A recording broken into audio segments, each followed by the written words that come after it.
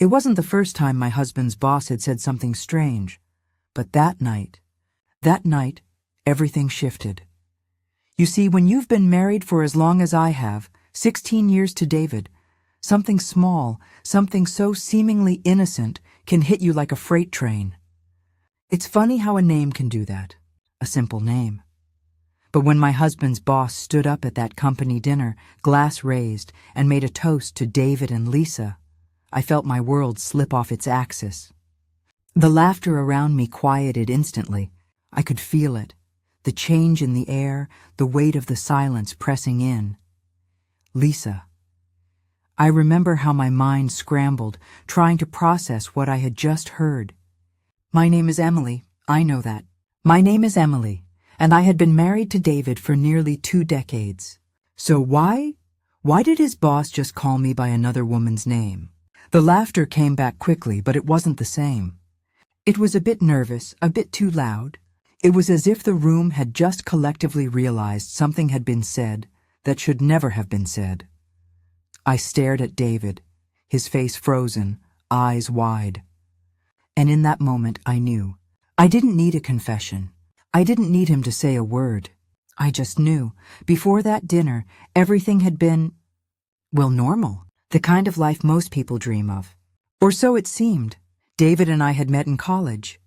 We were the perfect couple. Everyone said so. At least that's what we always told ourselves. We were young, ambitious, and in love.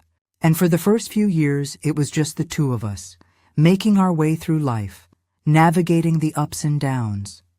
We were living in a small apartment in the city, scrimping and saving, enjoying our freedom and dreams. Our life was ours, and we didn't need anyone else to make it complete. Then came the house, the job promotions, the kids, Sophie, who was 12 now, and Jake, 9. I had always dreamt of being a mother, and there I was, living that dream. I'd spent my days balancing work, raising the kids, and making our home warm. I took pride in everything I did, every meal, every hug, every little piece of the life I'd built. David's job at the firm was going well. He had climbed the ranks steadily, his efforts paying off. I watched him grow from a fresh-faced college graduate to someone who was respected and admired in his field. His boss, Mr. Green, had always been a little eccentric but kind. I would often joke with David about how Mr. Green was like a grandfather figure to him, wise, but a bit clueless when it came to certain things. We'd go to the company dinners, mingling with David's colleagues. I'd smile and chat with other wives, but I knew my place, behind David, supporting him, quietly proud of everything he had achieved. It was comfortable. It was easy. Life was full of little moments, the smell of coffee brewing in the morning, the sound of Sophie and Jake fighting over the TV remote, the quiet hum of David's voice on the phone when he came home after a long day. We were a team, and nothing seemed more important than that. We had our problems, of course. What marriage doesn't? The little annoyances, the stress of balancing work with family, the occasional disagreement about who should do the laundry or take out the trash. But we never let it get in the way. We made compromises. We made it work until that dinner. I tried to shrug off the moment at the dinner, but it stayed with me. It lingered in my mind and in the pit of my stomach like a knot that wouldn't untangle. David didn't bring it up that night or the next morning. Instead, he went about his day as usual, working from home, answering emails, chatting with clients. He was calm, distant even, but that wasn't unusual for him. He had always been more reserved than me. I chalked it up to the stress of his job. After all, his career had been taking off, and that often came with its own set of pressures. But something was different. I could feel it. There was a distance between us now, something unspoken that hung in the air. I caught him looking at his phone more often than usual, his fingers tapping away at it when I wasn't looking. The late nights at work became more frequent, and though he swore he was just buried in a project, I couldn't shake the feeling that something was off. I tried to push the thoughts aside. I didn't want to be paranoid, but then the little things started to add up. He started working late more often, coming home exhausted. I'd find him scrolling through his phone when he thought I wasn't looking. His answers were clipped, as if he was thinking about something else while I was speaking to him. And then there were the small gestures that didn't sit right with me. When he hugged me, it wasn't the same. His touch was absent, distracted. He'd kiss me quickly on the cheek instead of his usual warm embrace. I'd caught him texting during dinner a few times, his face illuminated by the glow of his phone screen as he smiled at whatever message was on the other side. I asked him about it, of course. I would say things like, "You seem distracted, is everything okay?" Or, "You've been on your phone a lot lately." But he would always brush me off with a smile and a quick, "Just work stuff," or "Nothing to worry about, honey." I wanted to believe him. I really did. But there was something gnawing at me. Something that told me I wasn't being told the whole truth. It all came to a head a few weeks after that dinner. I don't know what it was about that particular day. Maybe it was the way the sun was setting, casting an orange glow over the house, or the way David had been acting distant again, but I felt it, that tug in my chest. Something was wrong. Sophie had come home from school early, her backpack flung onto the couch as she ran upstairs to start her homework. Jake was outside, riding his bike around the block. The house felt quiet, almost too quiet, as I moved through it. My mind kept returning to that toast, David and Lisa. It was almost as if I could hear those words echoing in my head, like a recording that wouldn't stop playing. I had tried to forget it, tried to dismiss it as a slip of the tongue. But every time I saw David, I couldn't shake the question, who is Lisa? It wasn't until that afternoon, when David's phone buzzed on the kitchen counter, that everything fell apart. I had been cleaning the counter, mindlessly wiping down the surfaces, when I saw it. A text message had popped up on his phone screen. The name was right there, visible to me in that split second. "Hey babe, I miss you. Can't wait to see you tonight." It was from someone named Lisa. My heart stopped. My breath caught in my throat. I didn't even think, I just reached for his phone. The screen went black as I picked it up, and for a moment I froze. Was I really going to do this? Was I really going to invade his privacy, break that line of trust? But the doubt that had been building inside me for weeks overwhelmed me. I unlocked the phone, and there it was, message after message from Lisa. It wasn't just casual conversation. It was personal, intimate. There were plans to meet, sweet words exchanged, all while I was in the other room, in the other part of the house, pretending that everything was normal. I felt sick. I could feel the blood rush to my head, the anger rising like a tidal wave. But underneath the anger was something deeper, something darker. It was betrayal, and it was the kind of betrayal that I had never imagined would come from the man I had shared my life with for so many years. I stood there, holding his phone in my trembling hands, unsure of what to do next. My stomach churned, but I forced myself to take a deep breath. No, I wasn't going to confront him just yet. I wasn't going to give him that satisfaction. I would play it cool. I would gather the evidence I needed, but I wouldn't let him see me crack. Not yet. I spent the next few days in a state of numbness, watching David like a stranger. I listened to him talk about work, about the kids, about his day, and all the while I kept that text message in my mind.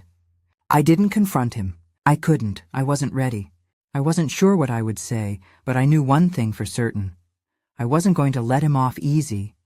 This wouldn't be some petty confrontation. No, I was going to make him face the truth, the whole truth. So I waited. I observed. And the more I observed, the more I noticed the small things. The way he avoided eye contact, how he'd flinch whenever I asked him about his day. It was as if he was waiting for the storm to hit, just as I was.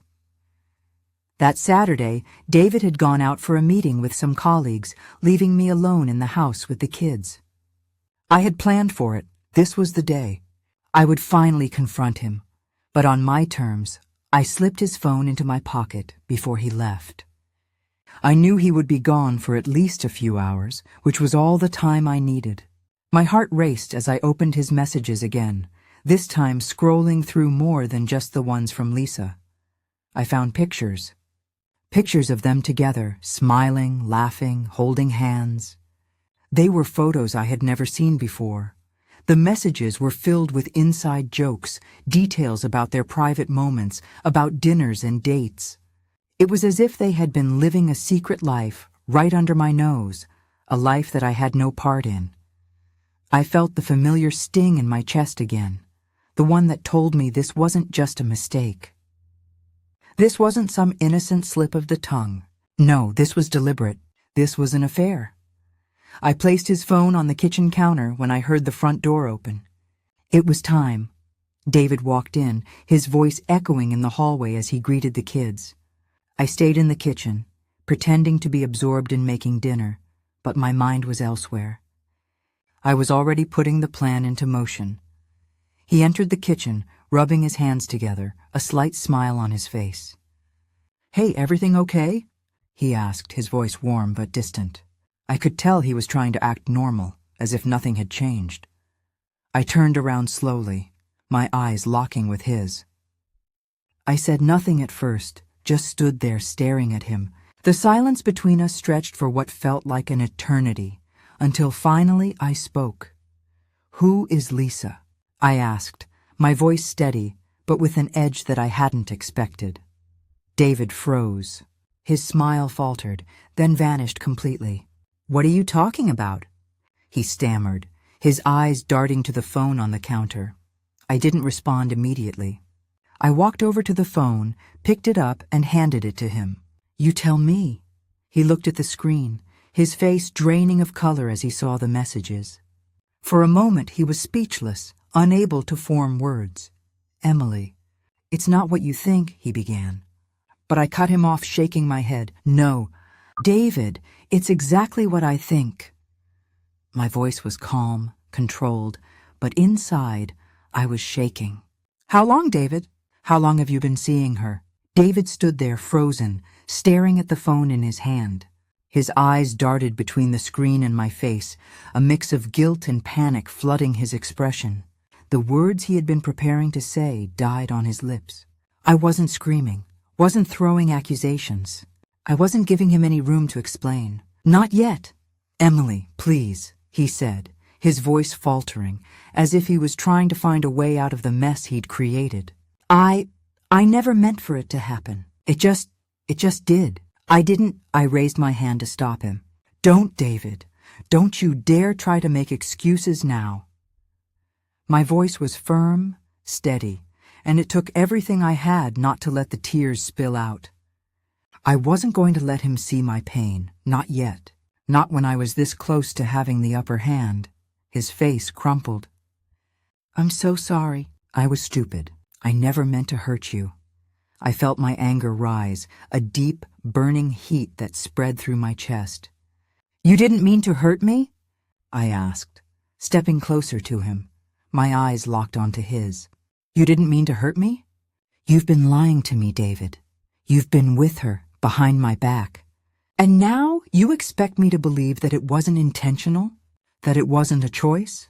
I felt the sting of betrayal like a physical wound, and it took all my willpower to keep my voice from shaking. "Who is she to you, really? Because I don't recognize the man standing in front of me anymore." David swallowed hard, his hands trembling as he put the phone down on the counter, then stepped toward me. His breath was heavy, his eyes desperate. "Emily, I never wanted to hurt you. You have to believe that. I was just caught up in it. I wasn't thinking. Lisa and No, I cut him off, shaking my head. "You weren't thinking, and that's the problem. I trusted you. I gave you everything, and you've been keeping this from me. I have to hear it from your boss's mouth before you ever tell me the truth." "Lisa, David?" My words were sharp, the anger burning like a fire in my belly. "You didn't just forget my name, did you? You're not sorry because you got caught. You're sorry because you're scared of losing everything." David's face twisted, guilt and shame clouding his eyes. But there was no denying what I knew in my bones. He was caught, and there was no easy way out. "Emily, I don't need your apology, David," I said, stepping back, my heart heavy with the weight of what was happening. "I don't need your excuses. I need to know if you really think I'm just going to forgive you, to let this slide because you're sorry? You think that's going to fix everything? No, this is what you've done, and there's no turning back." The air between us felt thick, heavy, suffocating, but I wasn't about to let him off easy. I wasn't going to allow him to try to fix this with a quick, "I'm sorry," and a kiss. I deserved more than that. I knew I couldn't just let this moment pass. I couldn't just let David apologize and sweep it under the rug. This was too big, too painful. I needed something more than just words. I needed action. I took a deep breath, steadying myself. "You want to fix this?" I asked, my voice cool, composed. "Then you need to tell everyone. You need to stand up and admit what you've done, David, because I'm not the only one who deserves to know the truth. Your family, your friends, your colleagues, everyone who's been living this lie." David's eyes widened in shock, and he shook his head, his voice barely above a whisper. "Emily, no, you can't. I'm not doing this for revenge," I said, my eyes narrowing. "I'm doing this for me, for us, for everything we built. I can't keep living this lie, David. I can't keep pretending that everything is fine while you've been betraying me, betraying us. I want you to face the truth, all of it. I want everyone to know exactly what you've done. Only then will you begin to understand the weight of your actions." His face crumpled in defeat, and for the first time I saw the guilt in his eyes, the realization that the damage he had done was beyond repair. The next day, I made the call. I didn't want to force David to face the consequences of his actions in front of everyone, but he needed to understand that this wasn't just about him anymore. The lies had spilled out into the open, and now they were everyone's business. I arranged a meeting with his boss, Mr. Green and David, the three of us sitting in a quiet conference room, the tension thick enough to cut with a knife. I had been calm, collected. As I explained the situation, the betrayal, and the hurt I felt, David sat there silent, his eyes on the floor, unable to say anything in his defense. Mr. Green, to his credit, looked genuinely horrified when he understood what had happened. He apologized profusely, but it didn't change the fact that the damage had been done. David's actions had affected more than just me. It had shaken the foundation of his career, of his relationships with colleagues, and now everything he had worked so hard for was in jeopardy. The news spread quickly through the office. Whispers behind closed doors, people exchanging knowing glances, the uncomfortable silence that followed David wherever he went. He had gone from being the confident, respected professional to the man who had let his personal life implode. There were no public apologies, no dramatic gestures to make things right. The people around him, those who had looked up to him, those who had trusted him, watched as the walls of his world began to crumble. And there was nothing he could do to stop it. In the weeks that followed, I found myself at a crossroads. The anger, the betrayal, the sense of loss, it all started to fade into something deeper. I realized that there was no easy way to fix this, no quick resolution to the pain David had caused me. But as the days passed, I also began to realize something else. I didn't need him to fix it. I was going to be okay. I didn't need David's apology to move forward. I didn't need him to right the wrongs in order to find peace. I had already started to rebuild my life, step by step, piece by piece. I was stronger than I ever gave myself credit for. David, on the other hand, wasn't sure where to go from here. He tried to apologize, tried to salvage what was left of our relationship, but the truth was, I couldn't look at him the same way anymore. I couldn't forget what had been done, and while forgiveness was something I might eventually consider, it wasn't something I was ready for just yet. The kids were adjusting, and though the tension between David and me was palpable, We were learning to navigate this new dynamic. I was no longer just his wife. I was my own person again, reclaiming the strength I had forgotten I had. As I sit here, reflecting on everything that's happened, I can't help but ask myself, would I have done anything differently? I don't know. Maybe. But I do know one thing. Life doesn't always go the way we expect. And sometimes, the hardest lessons come from the most painful experiences. I never imagined that my marriage would end up like this. That betrayal would come in the form of a name, a single word spoken in the heat of a moment, yet so heavy it could shatter everything. I suppose that's the lesson, isn't it? It doesn't always have to be some grand dramatic affair. Sometimes the cracks in a relationship begin with small, seemingly innocent things you never notice until they're too big to ignore. But even in the midst of all the pain, I can find solace in one thing. I took control of my life again. I didn't sit back and wait for things to get better. I didn't let the fear of confrontation keep me in the dark, letting him think that I was unaware of the truth. No, I faced it head on, and that, my friends, is something I am proud of. It hasn't been easy, though. The truth is, no matter how strong we are, no matter how empowered we feel in the moment, there are days when it's harder than others. There are nights when I wake up in the middle of the night, wondering what the future holds. The hurt doesn't disappear overnight, but I've learned to sit with it, to accept it as a part of my story, and slowly I'm learning to let it go.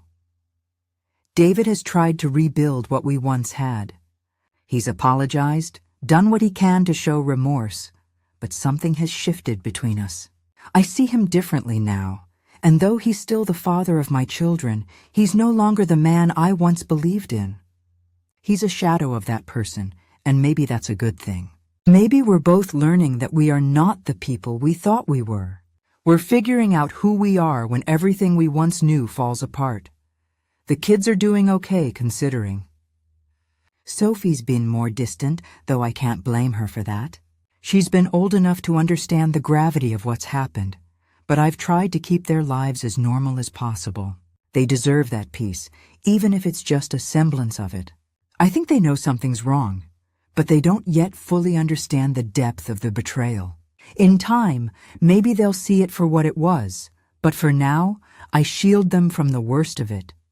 As for me, I've found my strength again. It was always there, I just needed to remember it. I've gone back to things that bring me joy, little things like gardening in the mornings, reading books I'd long forgotten, and taking time for myself. I've made time to reconnect with friends I'd neglected over the years. Slowly, I'm starting to enjoy my own company again, something I thought I'd lost when I became David's wife, when I became so focused on our family and our life that I forgot who I was before it all began. There are moments when I still feel the sting of what happened, but I remind myself that I'm not defined by his actions. I'm defined by how I rise, how I move forward, and how I choose to heal. As for David, well, I'll leave that story to him. He's the one who has to rebuild. He's the one who has to live with the consequences of his action.